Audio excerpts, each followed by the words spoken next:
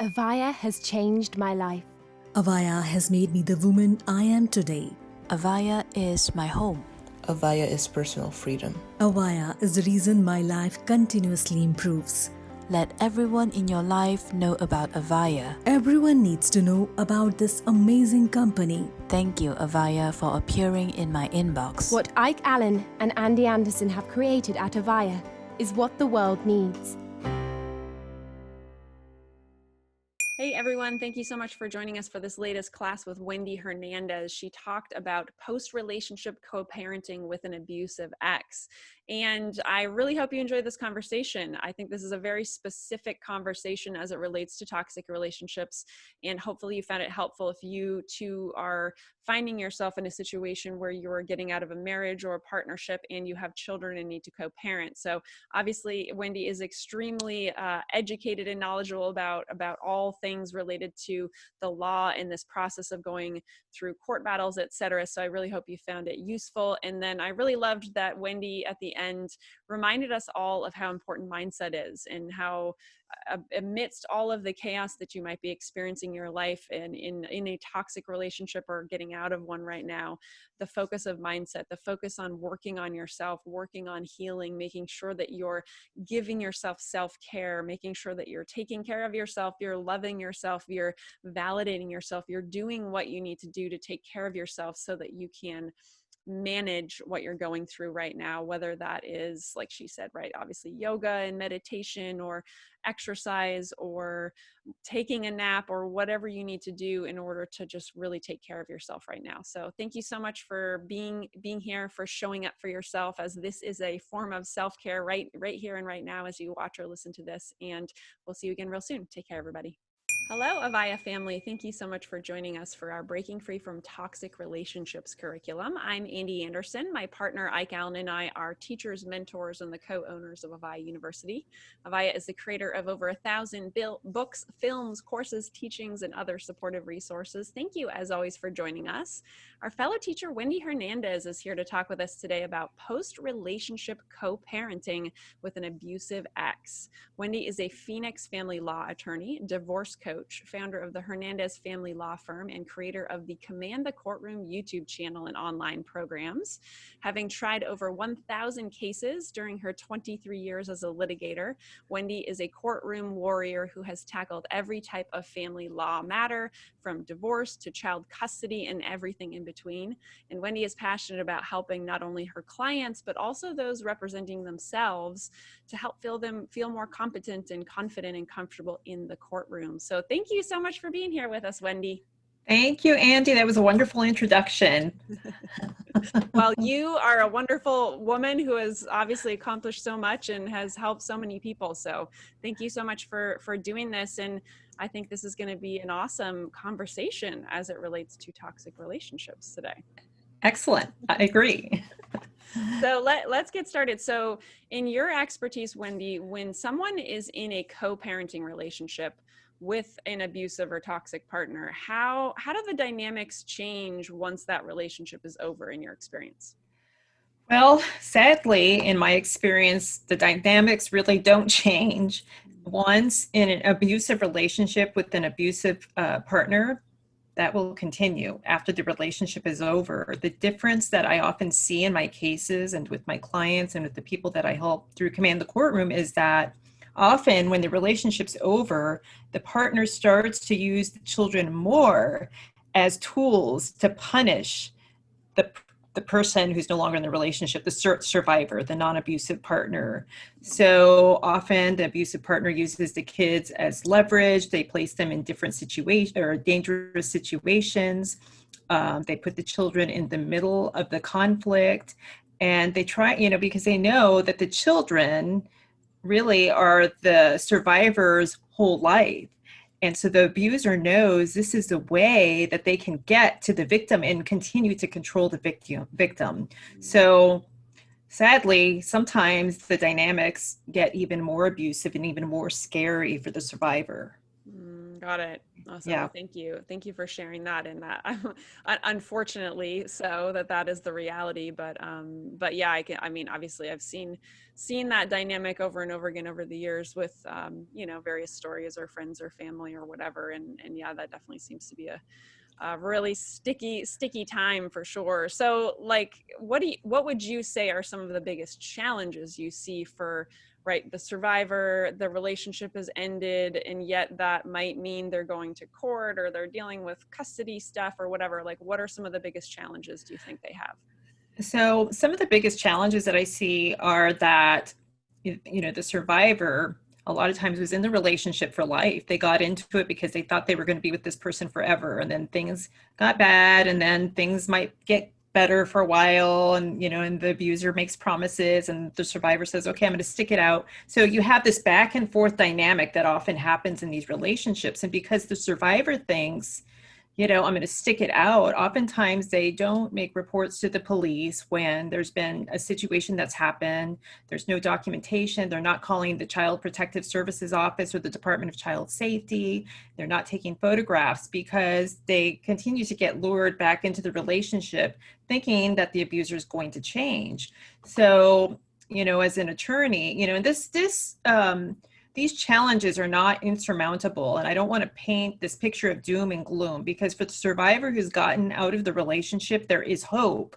But often what I see is when we get into a courtroom case, sometimes there's no documentation at all. And this is terrifying to the survivor because they think, gosh, I have no evidence. How in the heck am I going to go to court? How am I going to prove to the judge that, this abuse has been happening, because I have nothing? So that's a big challenge. But, I want the survivors out there to know that when you go to court, your testimony is evidence. Evidence isn't just paperwork and reports and photographs. Testimony is evidence. So it's really important when you go into the courtroom to, if you can, have a clear memory about things that happen, incidents that happen, because credibility is everything to the judge. And the more credible that you are, even without documentation, you can persuade a court to do something that's in the best interest of the children. So that's a challenge. And I would say to the survivors out there, just a quick tip, if you're in the situation where there's not a lot of documentation, once you're out of that relationship and once you realize you're going to court, go back, start journaling about the things that you can remember, put dates on them if you can, at least, the month and the year that something happened, so they are in your memory in case you need to refer to that information later as part of the litigation. Got it. Yeah. So, so many questions are coming to mind in this moment. Like, so in your experience, what are signs of like a toxic or abusive relationship? Obviously there's physical abusive relationships, and that's pretty obvious there, but what do you see? What have you seen in your years and years of doing this work, as what are some things that are just, toxic? Some of the more common things that I see are financial abuse, and that is financial control. So with a lot of the survivors, the abusive partner doesn't allow them to have access to money or to bank accounts. A lot of times the abusive partner just doles money out to them, on an as needed basis, or the abusive partner says, you don't need to do the grocery shopping, I'm going to do it for the whole family. Or the abusive partner says, you need money, you need to buy this or that, then you buy it on your own credit card. And so then the survivor starts to accumulate debt. And then, you get to the end of the relationship and the survivor might have tens of thousands of dollars in credit card debt, and they're using it to buy things for the home, like food, food to put on the table or clothing for the kids. And these are things that are benefiting the abusive partner, and the abusive partner is controlling the purse strings. So that is one type of abuse that I commonly see. Another type of abuse is the partner tries to control by isolating the survivor from their family and friends, trying to not allow them to see their family and friends, because they know that these are the people who are going to say, hey, something's up, something's not good, it doesn't feel right, and they're going to try to talk the survivor out of the relationship. So they try to maintain control of the survivor and the relationship by isolating them from friends and family. Those are two of the biggest things that I see in my cases.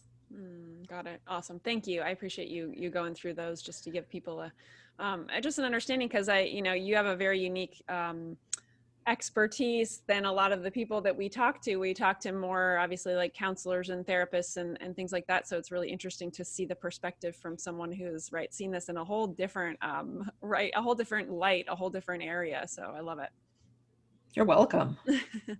So next question would be whether this person is a man or a woman, right? Because I know it can obviously be on both sides, right? How can the survivor best protect him or herself when they are being ordered to co-parent, right, with that partner who maybe you don't think is capable of co-parenting?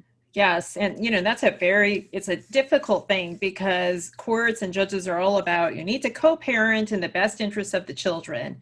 And unfortunately, a lot of times it's not possible with an abuser, or with a narcissist to co-parent. They're just not capable of doing it. But the survivor has to do the absolute best that they can. So there's two things that are coming to mind. The first thing is maintain the communication. And I would recommend, there are certain applications out there. One of them is called Our Family Wizard. Another one's called Talking Parents.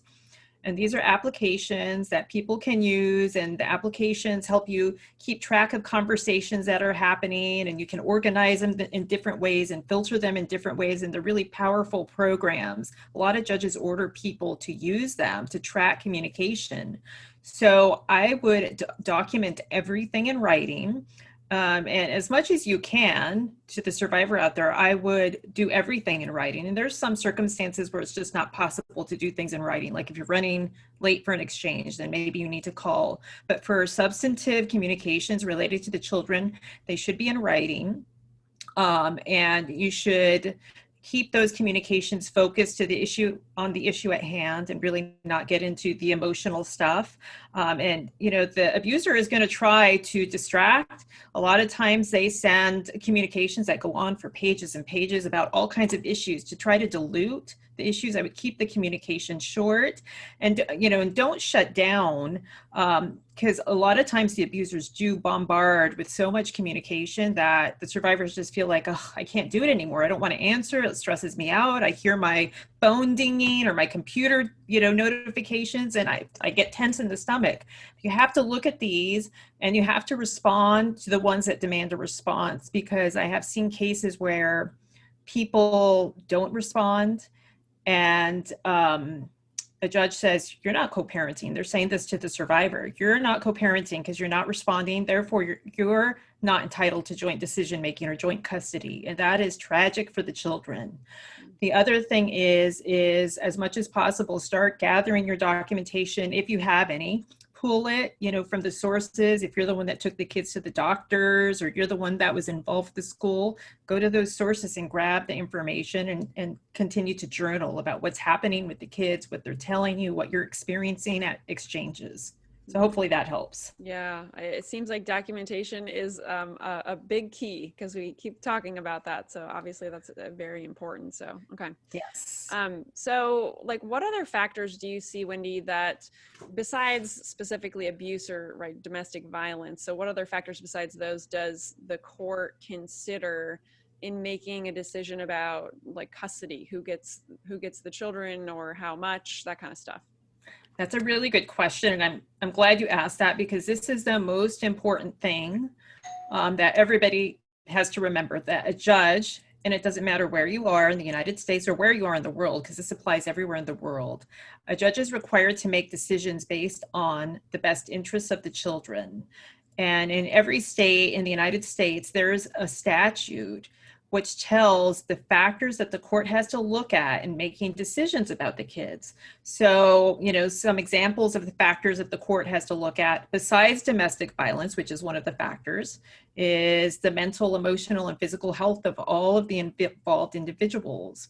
Another factor might be significant relationships that the children have with people besides the parent. Another factor might be what parent is the parent that's more willing to allow frequent, meaningful, and continuing contact with the other parent.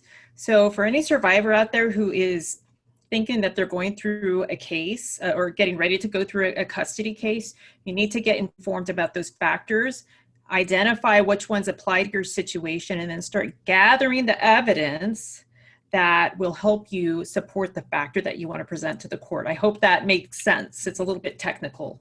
Yeah, no, definitely. So here's a question, like how much do you see, right, I know at some age, right, children have a say or more of a say in who they want to live with or live with most of the time. Like how does that come up, especially when you're dealing with like another party being having had this like toxic relationship or abusive relationship with them? Like how do they weigh the children's opinion in those cases just like others? That is an excellent question. I'm glad you brought that up because that's one of the and there's a ton of factors, by the way. That's one factor I didn't mention that people ask about quite a bit, and that is the wishes of the children. The wishes of the children are definitely relevant to the court. The court wants to understand what the children want. The judge really doesn't start, in most cases, considering what the wishes of the children are until they're of sufficient maturity. And of course, that depends from judge to judge, or it changes from judge to judge, because judges are given huge discretion in these cases. And you might have one judge who thinks, a 6-year-old is of sufficient maturity to express his or her opinion. Well, another judge doesn't think that kids are mature enough until they're 12, 13, or 14. And another thing I want to say to people to hopefully help alleviate their fears, I've never heard of a situation in a custody case where a judge actually puts the children on the stand and says, what do you want? Who do you want to live with?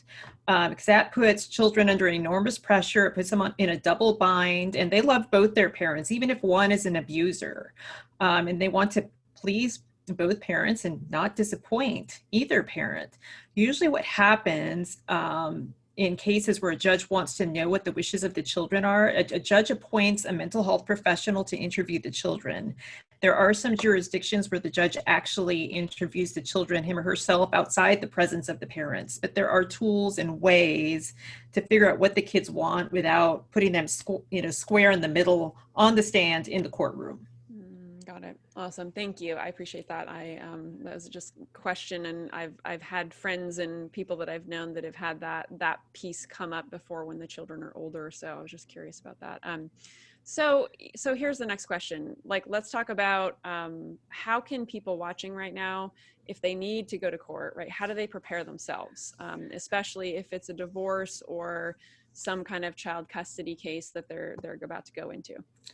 Yes. So there's a couple of things that I often tell people, and that is, I believe it is worth it, even if you can't afford an attorney, to spend a couple $100s and sell something if you have to get the money to just consult with an attorney so you can get advised about the laws in your jurisdiction. You can share with the attorney your situation and what direction you want to head, and you can get an understanding of whether you're in alignment with what the laws say. Paying that couple $100 if you can't afford to hire an attorney, I mean, it's worth its weight in gold. It really is. And I have no problem with people coming to me just so they can get informed about the laws. The other thing is there are a lot of resources on the internet. Some of them are more reliable than others. So you have to be, careful and know that the source that you're getting this information from is credible. But I would say the internet is so powerful now. It wasn't available to me when I went to law school. You can do legal research on the internet. You can get cases. You can download statutes. Law libraries are really fantastic sources as well. Almost every county in the United States has a law library, and the librarians love to help people. So, I would say go down to the law library and talk with the librarian, and they can point you in the right direction. The most important thing is just really do your homework, roll up your sleeves, hit the books, because if you're in an abusive relationship and you're getting ready to go through a court case or you're going through one, the kids are the most important things that you have in your life, and you want to do it right. Mm-hmm. Got it. Awesome. Thank you. Yeah. And right. The internet, such a different world with the internet. I was just talking to my partner Ike this morning we were reminiscing about when we didn't have it, right? I know, it gets hard to remember. Yeah. So what about like if people are wondering right now if they're about to go into some kind of a custody battle or something like that, wondering if they need to have an attorney represent them versus they could do it on their own. Like, what are your thoughts? Obviously, that being your profession, what do you think about that? So you don't absolutely need to have an attorney represent you. And there are pros and cons to having an attorney represent you. If you have an attorney represent you, obviously you're going to pay money to them. It could get expensive, and not all attorneys are created alike. Some like to generate fees, which means they generate more conflict. So if you decide to go with an attorney, interview, do your research, you have to go with your gut about who feels right and who you feel a connection with. The good thing about an attorney, though, is that they can take the legal weight off your shoulders, and that leaves you free to focus on healing and making sure that your kids are okay and doing your work and just taking care of life. You don't have to worry about deadlines and court dates, and the attorney's there to guide you through it. And sometimes, though, people don't want attorneys, which is, it happens more than people have attorneys. In most cases, people are not represented by attorneys, whether it's just because they don't want an attorney or they can't afford an attorney. And whether you have an attorney or not, you really have to be informed about the law. It's even more important when you don't have an attorney, but it is possible to do a really great job on your own, get a result that is in the best interest of the children, and that's fair. It's possible to do it without an attorney, even if the other side does have an attorney. So even if you can't afford an attorney, or if you don't want an attorney, I don't want you to feel discouraged. To the survivors out there, you can do this on your own. So like, here's a question. So let's say someone wants to do it on their own, or they don't have the money for an attorney. Like, do you think that is the case judged, in the same way, or is it one person looked at more seriously if they have an attorney versus the other? Do you know what I'm saying? Yeah, totally. So, again, it depends on the judge, and I think that overall, judges try to do the best job that they can. There are some judges who maybe been doing family law, or just they've been judges for a little too long, and they're jaded and overworked and frustrated, and they may not be so nice. And that's just, that's the nature of life. But I think if somebody chooses not to have an attorney, if they've done their homework, and it's clear that they're trying and they're complying with the rules, that a judge is going to respect them for that. And there's things that you should do and things that you should not do. And if you follow the rules of the state and the courtroom and of your judge, then I think the judge will be really happy with you. But, one thing I do want to mention is that even for people who don't have attorneys and who haven't been to law school and who haven't passed a bar exam, a judge is going to hold those people to the same standard as they do attorneys. So you're going to have to know the same laws, the same rules. The judge is not going to cut you a break and say, oh, you didn't go to law school, so don't worry about it. You're going to be held to the same standards. That is good to know. Yes, very. Yeah. Awesome. Okay. So, you've talked a lot about how important it is to prepare a case and to get documentation and that kind of stuff. So aside from that, what is the other non-negotiable thing someone needs to do to really be prepared for the challenge of the courtroom after getting out of this abusive relationship? So I think the biggest factor and the most important factor is really to get your head on right, get your heart healed and get your head straight. And I'm not a huge sports fan, but I did recently watch that Netflix series, The Last Dance, about Michael Jordan, and it was a lot about mindset and his commitment to his cause and his passion. And, it's the same thing here. So, for people going into a custody battle, if they have a negative mindset, if they're still really angry, they're still dealing with the emotion of the breakup, which is going to happen for a while, but they're not taking steps to make themselves whole again and to heal and to focus on the result that they want in their life and the life that they want, then it could be a recipe for disaster. So I think before anything, you have to get your mindset straight.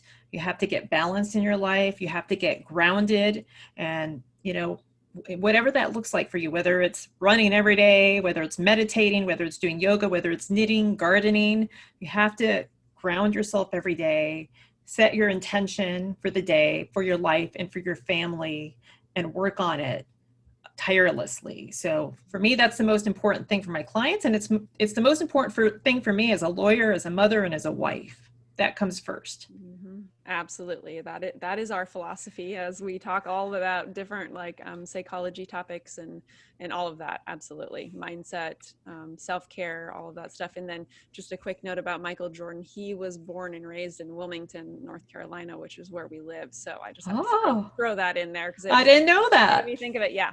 We've Awesome. been here for a few years now, but yeah. Cool.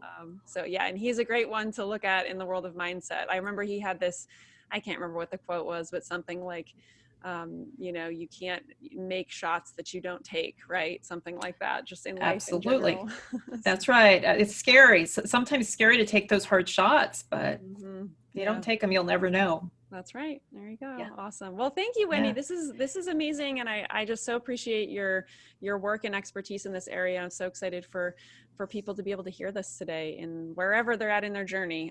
So I'd love it if you'd share a little bit about a gift you have for everyone, as well as an offer. And everybody, there's a couple buttons below this video that link to Wendy's site. So what do you have?